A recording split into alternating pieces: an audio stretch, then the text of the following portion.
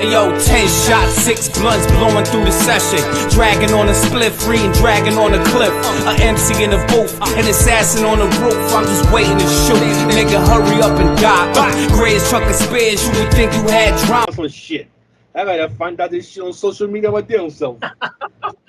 What's really good, ladies and gentlemen? It's the OG Boricua Dandada, aka the AKAs of AKAs. I'm here with none other than my brother. You already know. I will not keep it longer. Let them know.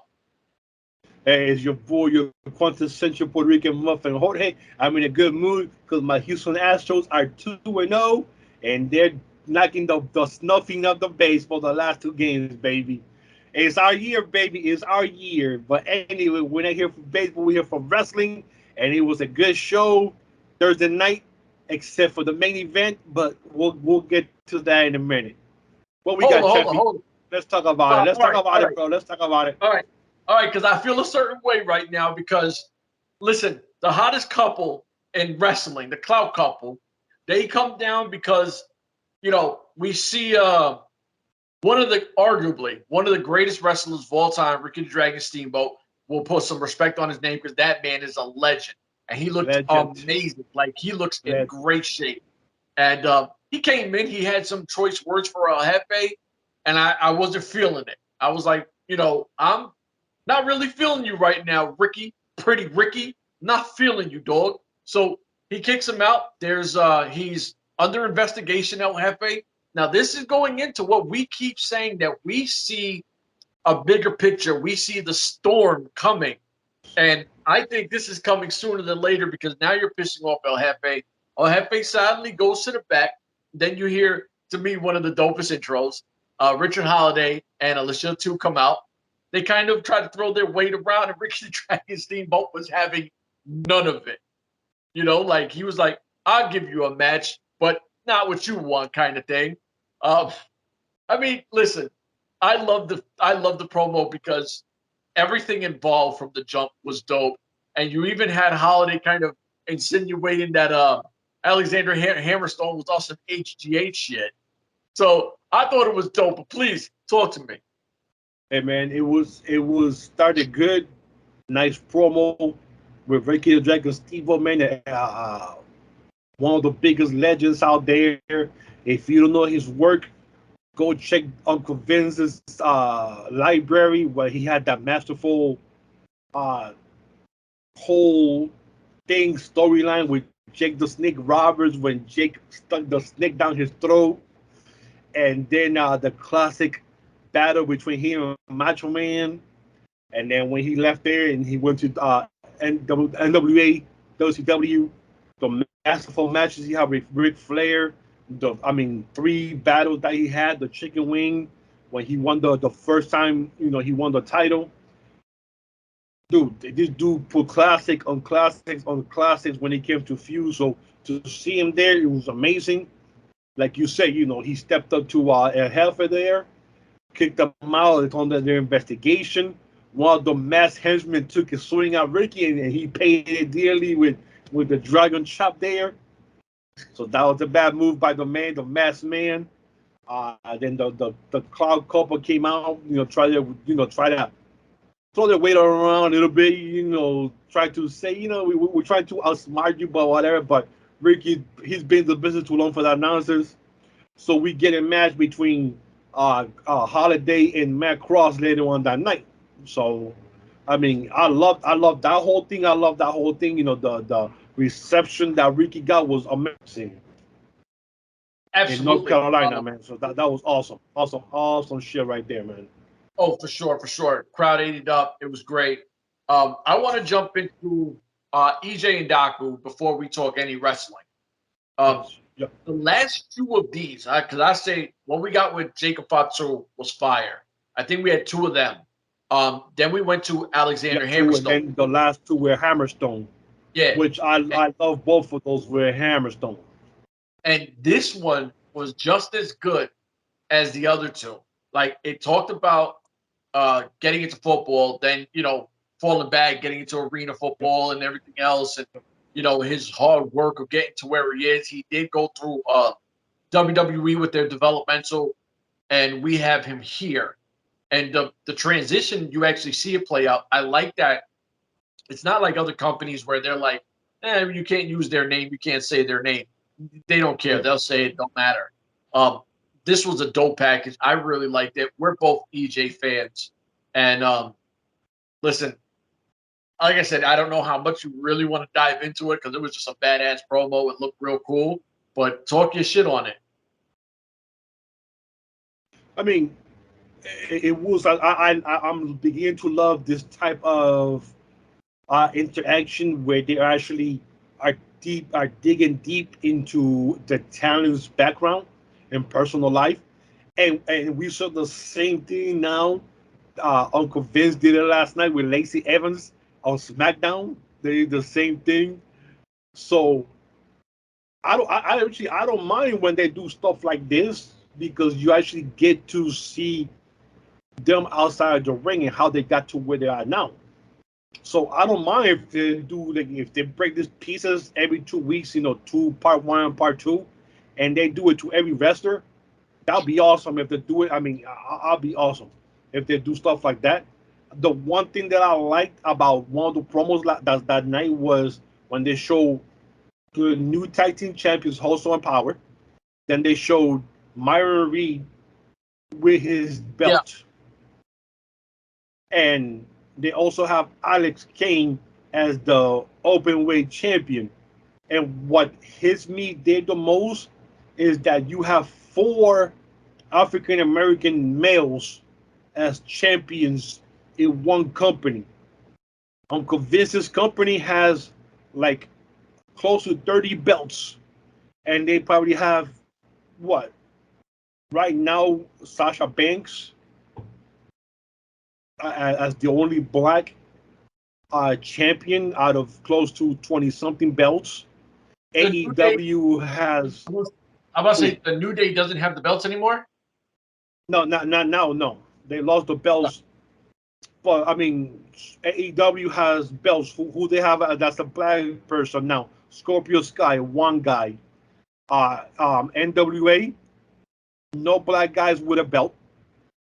Impact Wrestling, one person. She's mixed in Tasha Steeles. Oh, Moose and Moose. You have. Oh yeah, I'm sorry, and Moose. So you got 2 out of the champions, but then you have one company that has 4 champions. Yeah. That are black as being champions right now.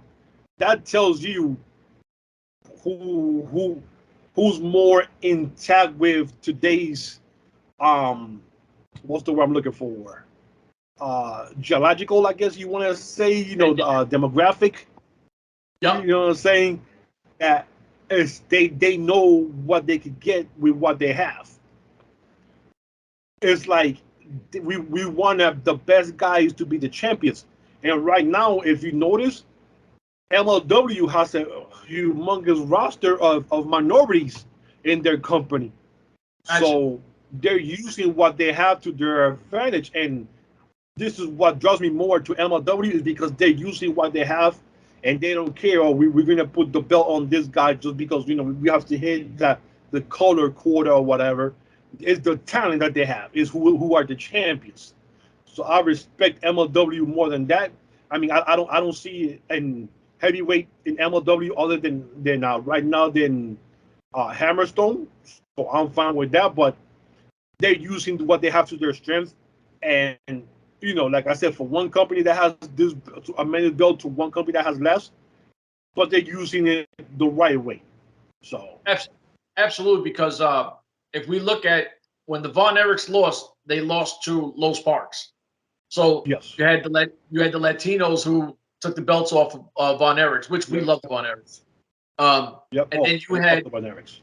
Oh, for sure. And then you had the Von Erichs lose to, the Los Parks lose to the Puerto Rican 5150. Yep. And now you have Hustle and Power, which is, hits a different demographic. So you're like, they cheated anyway, but yeah. And then with the featherweights, as of right now, we don't know who is in that group. We don't know outside of Holiday. We don't know who exactly. Yeah. Right now, Holiday should be the featherweight champion because she's the only one that's been there. and she's the one that's always getting matches every damn time they do a show. So just put the ball on her right now. Don't even have a tournament. Just put the ball on her right now, and just go from there. So I mean, I'm excited for it, and like you say, MLW is not afraid to hit certain demographics because I don't know if they can do that, or I'm not sure about that. But to transition away from that, I do believe the first match we had was the Von Erichs versus the Mortons, right? No, it was the first match of the night was Myron Reed against TJP. Myron Reed versus TJP. Now, I love that match. And once again, I come to this here. MLW is the only company that hasn't had one pay-per-view show yet. But they always give you pay-per-view matches. And this was another pay-per-view caliber match that went close to 20 minutes of excellent wrestling, high-flying, mad wrestling, almost finishes, tell you a storyline where Myron Reed was trying to hit his cutter. Tried the first time, he missed it.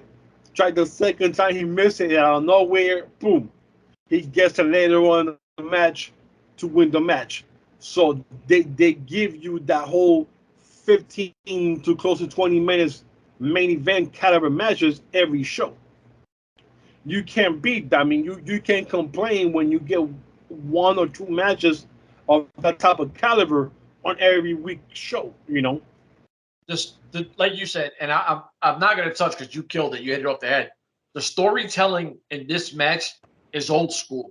Like, this is what we want from wrestling, is what goes on in the ring and how well they tell a story. And I've never been a big TJP fan. Now, mind you, me and you have been longtime TNA Impact Wrestling fans. We know TJP since Suicide. You know what I mean? Yeah. I'm an Impact Zone veteran, and I'm going to take my praise on that. I've watched this guy in and out a lot and never sat back and was like, oh, I'm a fan of this guy. When we started doing MLW, I still was not a TJP guy. As of late, TJP has grown on me. I obviously, we know the arrogance, it's his character, we get it. But the way he's losing in matches, I'm kind of like, I kind of dig that. He's winning, he's losing, but he feels like he's actually putting people over. Like, this is a huge match for someone as young as Myron Reed.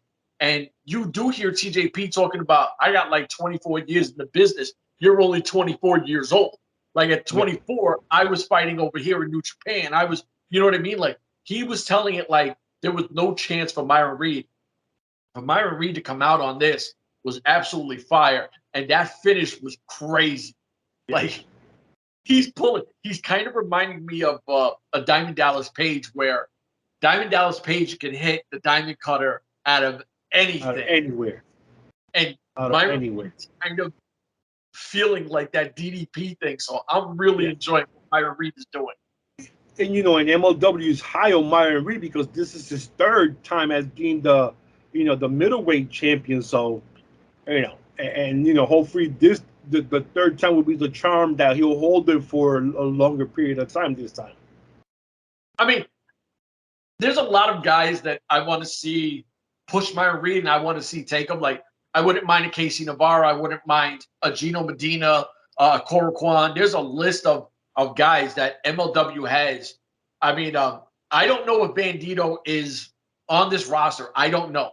I don't know if he's a PBA, but I know he's in the next show coming up, and I know he was at these tapings that they're doing as well. Yep. So he seems like a mainstay. I would love to see Bandito. Oh, for sure. Win that belt as well. For sure. Next thing we do have is Alex Kane and Mr. Thomas with Emilio Sparks. Yeah. And listen, Mr. Thomas is huge.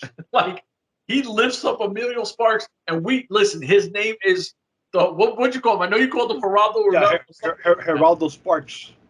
Geraldo Sparks. Now, we told you, do your homework if you don't know who Geraldo Rivera is, because Geraldo Sparks is this guy's name. They are going to eventually kill Geraldo Sparks because he keeps throwing himself into everything. Yeah, and he wants to get the scoop. I mean, listen, we did a show. We have ideas of who we think might be, financially covering the Bomaye Fight Club. But Geraldo Sparks, he's pushing the envelope. He gets nothing, and they're like, dudes, stop being disrespectful. Get up out of here. And we love him. We love Geraldo Sparks. Oh yeah, I mean, dude, it's funny. He's popping up out of everywhere. He literally like popping out of like trying to scare them. And Simon said, dude, like, come on, stop already, man. Like, stop popping out of people's business like that. You're gonna get killed one of these days for real. So, which one do you want to talk? Because we don't do things in order. Do you want to talk Mac? Well, no. Let's go to the next one of being Max Cross versus Richard Holiday. All right, Matt Cross, Richard Holiday. Obviously, I'm a big Richard Holiday supporter. Matt Cross, I love Matt Cross pause because Matt Cross pushes everybody. Everybody has a great match, and it's obviously a lot of credit due to Matt Cross. Not just his moveset, but how clean he is, how he works works angles and everything. Matt Cross is amazing. He pushes Richard Holiday to he pushes him to the limit, and I like that Alicia too doesn't get involved the way you would think because she's a bad guy, maybe grab a ref leg or distract him or whatever. They go one-on-one, Holiday goes over, he wins clean. And I'm like, dope, because right now we know that at Kings of Coliseum, we have Holiday versus Hammerstone, which you're going to be there for. The one thing that hopefully, as long as I don't get sick again, I'll be there. I gotta say that way. As long as I don't get sick again with another stomach flu or some shit, I'll be there. I got my tickets for 4 people. We're right there on the front of the side to the entrance. Now, so I gotta show mad love to, and I always forget his name, but Marquez from Championship Wrestling of Everywhere. Yeah, yep. Mr. Marquez.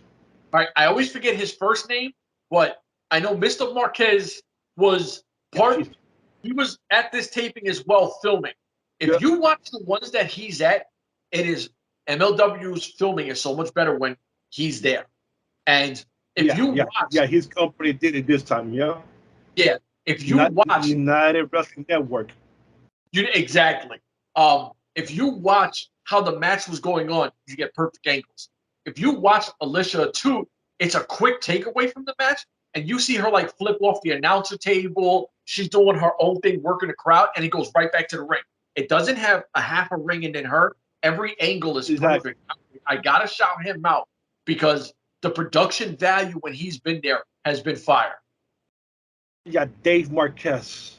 Mr. Dave Marquez, my brother. Please talk to me about some Matt Cross and the GOAT Richard Holiday. Dude, and another good, this could be another pay-per-view caliber match. Fortunately, Matt Cross has been getting involved in a lot of the people that are coming into the company, and so stuff like that. So he's always getting the short end of the stick when it comes to the matches. So unfortunately, you knew he wasn't going to win this one because of how they're pushing Holiday for Hammerstone. But it's going to be a good match anyways, and this was another great match. He put in a lot of offense. He took Holiday to the limit. But Holiday won the match. Just how it was supposed to be done. But Matt Cross, man, any other place, he could have been, hopefully getting pushed higher than what he's getting now. So kind of sucks for him, but it is what it is, I guess. And I, like I said, I loved it. You loved it. I do hope that Matt Cross eventually gets involved with Myron Reed as well, because I think those will be serious dope matches as well. Also, we don't know if and I want to keep saying it because I do believe that war is coming, and I do think that Matt Cross is an El Jefe guy because we do know him as Son of Havoc, so he could be part of that transition of coming over, and I wouldn't be surprised if that happens at Kings of Coliseum. And I got to give Bill Pink credit because when we first talked about that, he said that's when it would happen, and he also said that he could see Richard Holiday bringing the belt to Aztec Underground. That would be crazy. Main event time? Is that where we're at? Yes. So yep. Kerry Hated Morton. it. Hated it. What? I thought you were gonna fight for this because I wasn't a fan of this, and I was like, damn, Jorge's gonna go ham because he's a Kerry Morton fan, and I did feel. Well, I'm a fan of the whole everybody there. You know, I'm a fan of the Von Erichs. I'm a Rock and Roll Express fan. This was a good time for Kerry to, you know, kind of get pushed into the limelight. But this was, I mean, even my nephew, my 18-year-old nephew, sat down with me to watch it, and he goes like, "Theo, is he seeing the?" He remembered the Von Erichs from the time we saw them last year in Philly. And he goes like, "Who's the young kid?" He goes, "Oh, that's the son of the guy who's in the corner." And he even said, "He don't look good. Like he keeps messing up. Like he kept me to say that he was sloppy." And I'm thinking, if my nephew who's 18 has no idea of what he's looking in the wrestling, and he could tell me that this guy doesn't look good because he doesn't look crisp in the ring. Yes. I'm 40 years plus into wrestling. I've already seen what he's seen. I said, yeah, unfortunately, this is not this is not good. This was the first Von Erich match since last year. Because the last time we saw them was I want to say in October, because then they went back to Hawaii, and then one of the kids, a wife gave birth, and then they were in Hawaii for the beginning of the year, and then they were supposed to come back in Dallas at one of the shows, and then they got COVID in a Dallas show the first time in Dallas. They got COVID, so this was the first in-ring showing in months, and I'm pretty sure Kerry how butterflies in his stomach too, in a big crowd in Charlotte, North Carolina, bigger crowd that he's used to wrestling in with his father. But this was just horrendous all over. This was a slap match all over, man. There was a batch here, a botch there, a botch here. It was just all over. I couldn't. It just never got. It never got out of the first gear. To me, it just never did. No, I'm glad. I'm glad you said that because I finished watching it and I was like, damn, I don't even want a podcast after watching that one. Like it, when you have a main event, it kind of has to be it has to be better than the show. Your main event is everything. And when you start off, you're like, oh shit, we had TJP and Myron Reed kill it. Your next event, you have next card, you have Matt Cross and Richard Holiday. And you're like, whew, like, all right, this was good. This wasn't Myron Reed, but this was really good. And then you go and you throw that, and it's a flop. And I was like, all right, like I didn't like it at all. Because you go like, damn, it's the Von Erichs against the Mortons, one half for the Rock and Roll Express for 40 years.